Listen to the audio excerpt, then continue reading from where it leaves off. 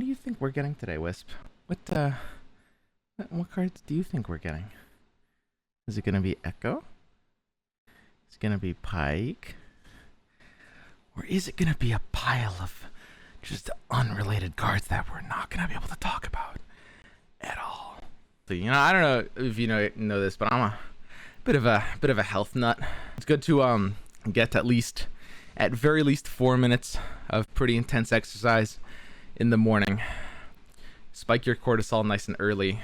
And so, you know, me and all my... Had a chance to ask since your return. How was your vacation? Oh, it was great. It was amazing. You know, I was trying to like set a lot of things straight, being a bit healthier. You know, I ate properly. I slept properly. I went on, God, there was one point where I 3 entire hours I just masturbated, just like without breaks. It was crazy. It was the largest record I've ever set. I don't know about you guys.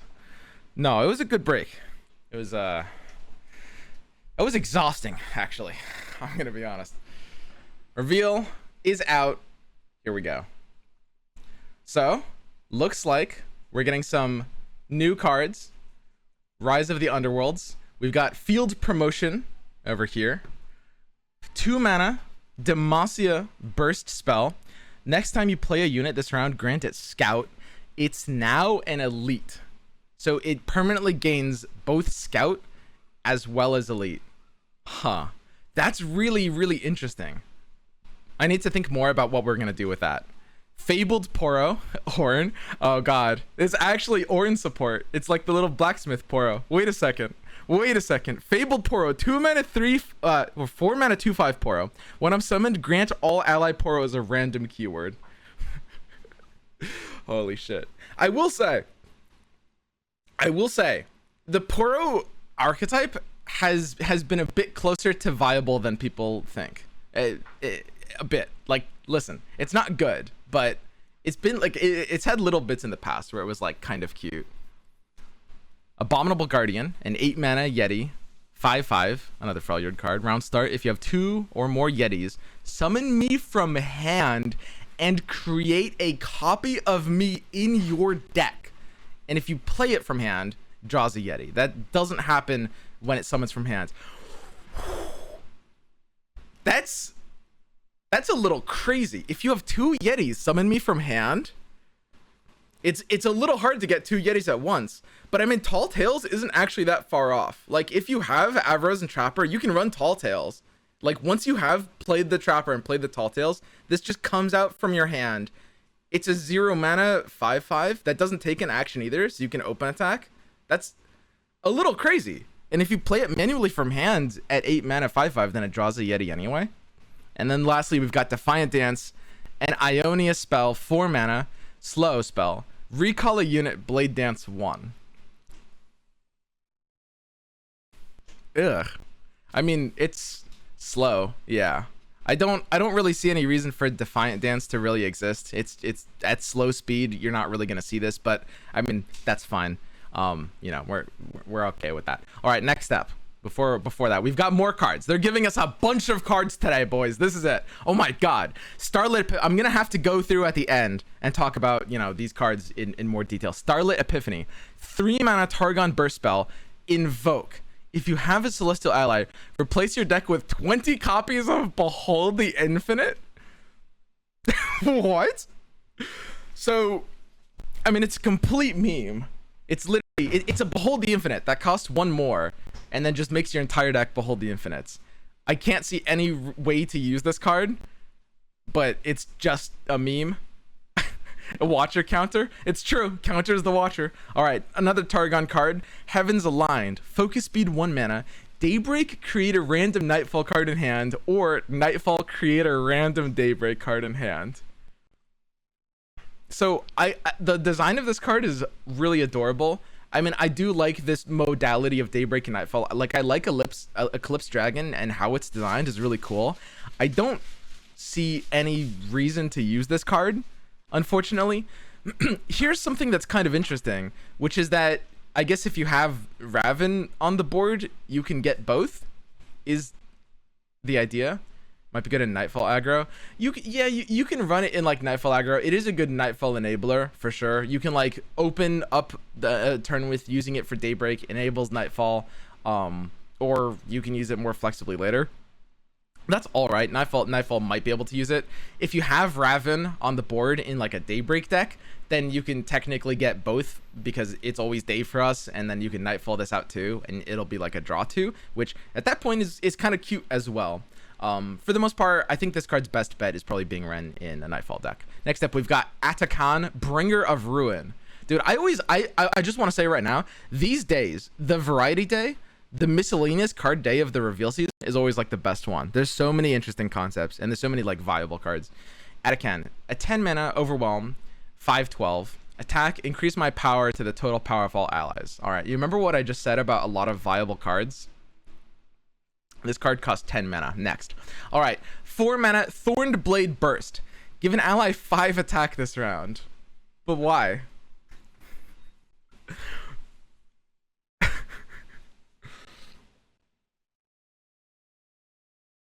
That's an interesting one. What are we supposed to do with this? 5 plus attack. It's like an Elixir of Wrath, except it costs 3 more mana for 2 more attack. wait Thorned Blade, I'm so confused. It's literally an Elixir of Wrath, except it costs 3 more mana. It costs 4 times as much mana for 2 more attack. Am I missing something? It's supposed to be a reputation enabler? Guys, Elixir of Wrath is a reputation enabler. It can be better as a finisher when you don't care about mana. Yeah, of course. Yeah, for the most part, Thorned Blade looks a little dicey. All right, and then finally, we've got the last 3 cards. Oh yeah, not done yet. Astral Fox, 4 mana, 3/3. Play. Kill an ally to deal 3 to the enemy nexus, and it's fearsome. Now it's got the circle icon, so it goes on the stack, and we can see here that's the skill, Symmetry and Stars, that it summons. So it is fizzleable. It's sort of like you can think of it like Crimson or Imperial Demolitionist. Sorry, it's like Imperial Demolitionist. It's burn damage to the nexus, and it's probably harder to fizzle than Demolitionist. So it looks pretty viable. I mean, it's got Fearsome on top of being a 4/3/3. Anything that deals like direct damage to the opponent's nexus is sweet. Here's one really big thing about Astral Fox is that it's in the same region that Stalking Shadows is in, which is completely insane. It's literally just another Stalking Shadows target. And then the final card we've got is the Twisted Treeline. 3 mana, Shadow Isles landmark. Once I've seen 3 fearsome allies attack, destroy me to summon a Vilemaw. And it just has to see 3 fearsome allies attack. That might not be bad. So Vilemaw is a 6/6, right?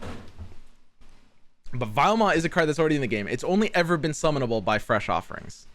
But now, this 6/6 fearsome, and it does have the spider keyword. How many of you guys actually knew that? How many of you guys knew Vilemaw was technically a spider?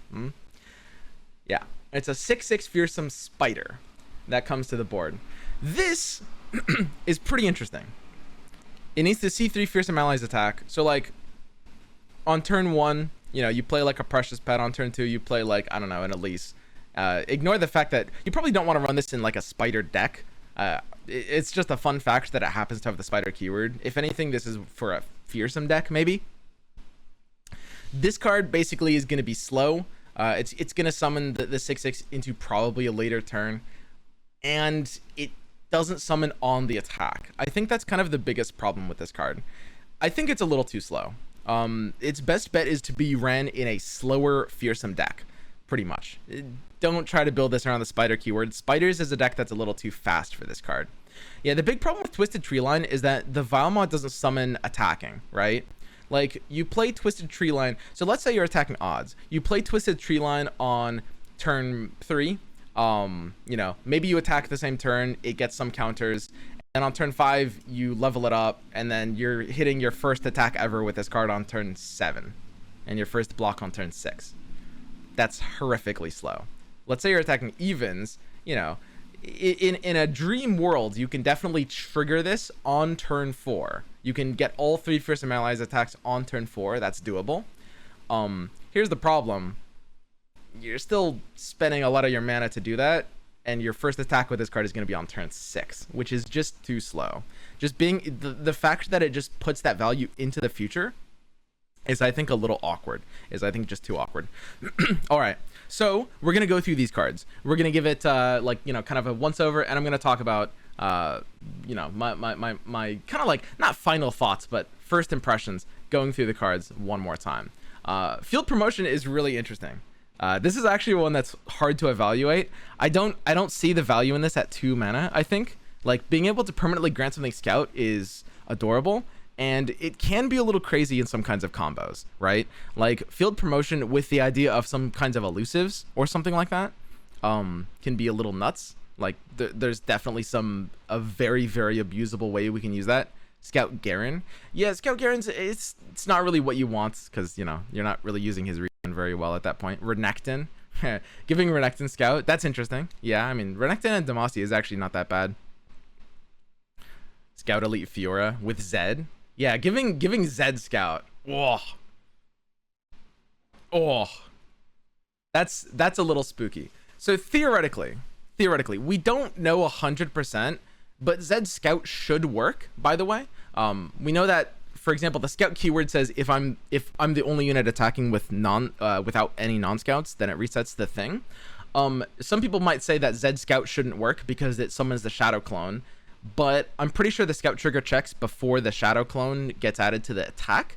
The reason being is that Scout Shark Chariot is a thing that works, and Scout Zed should work for the same reason. So yeah, I mean, you should be able to get the Scout attack with Zed. That's a little spooky, guys. Like Zed Demacia, and you just give your Zed Scout on turn 3. That's kind of nuts. Like, we could go back to using like the full Zed Demacia deck. Zed Demacia is an actual thing. Like Zed Demacia standalone. Zed Demacia might be back, guys. Field Promotion looks pretty scary with Zed. I think that's kind of nuts.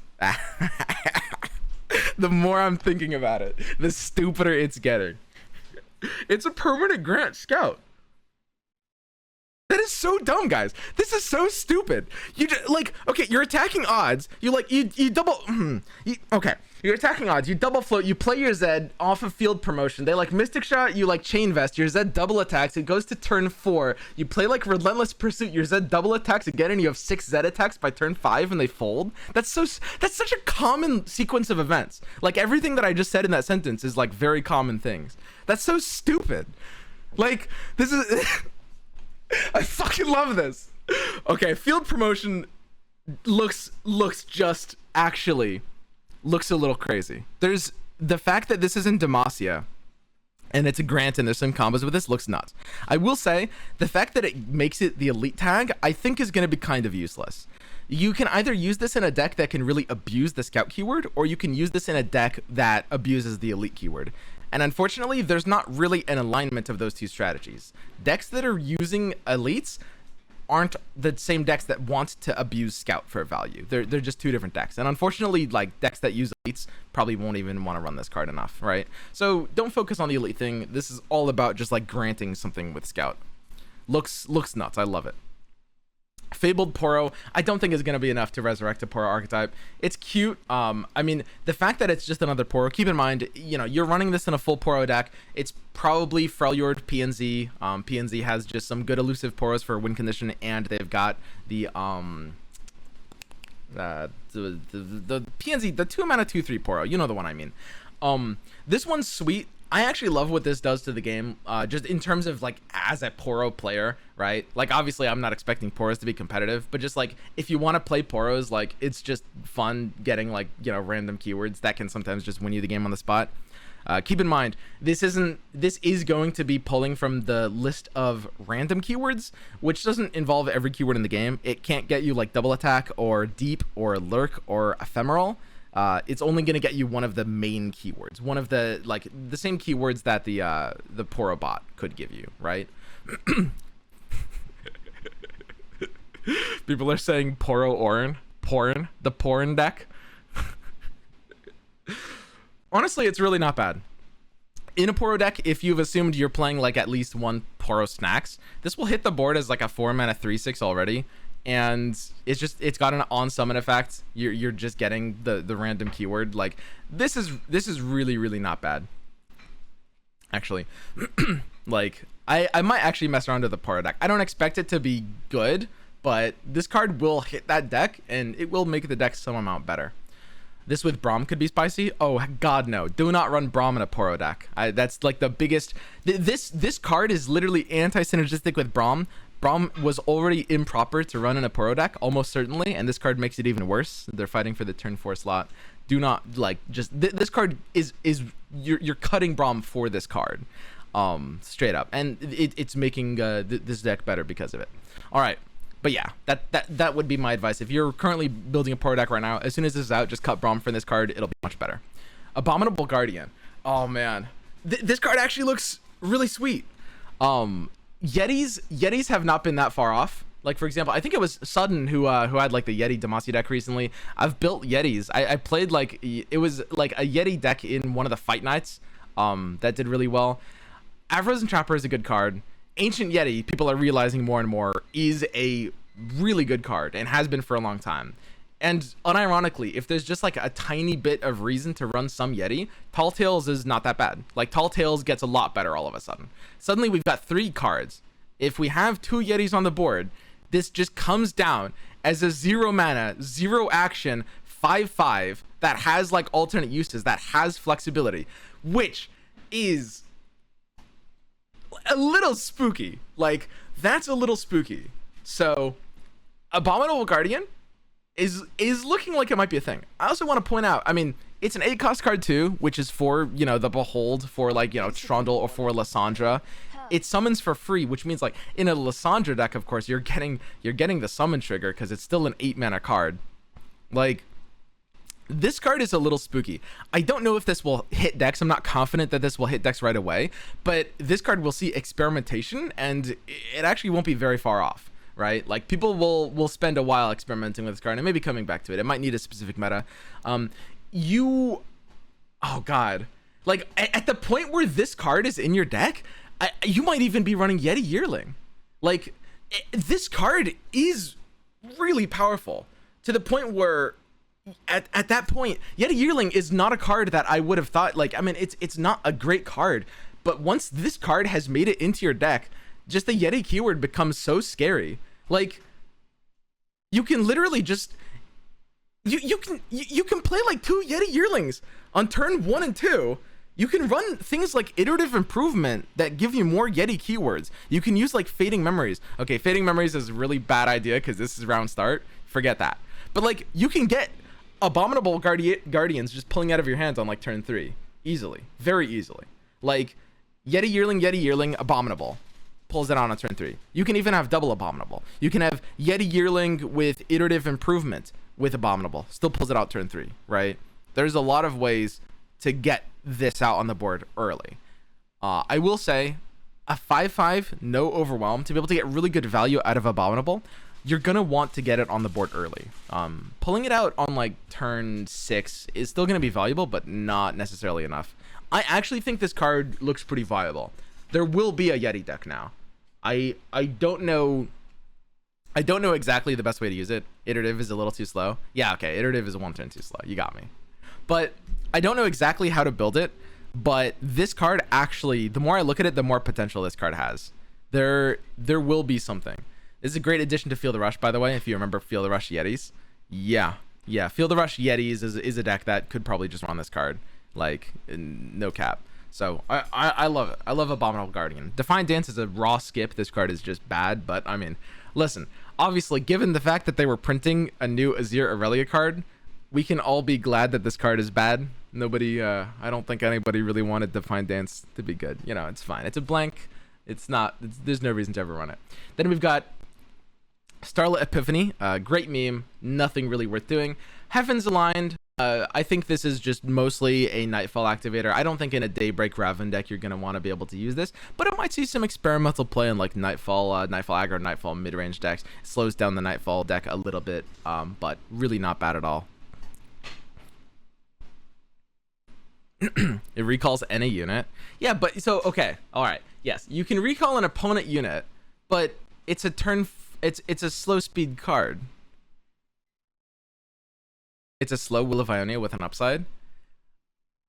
Slow is like a really, really big death sentence for a spell, pretty much. Like, it sounds cute that it's got Blade Dance, but Homecoming is still better because you need your spell to be fast, right?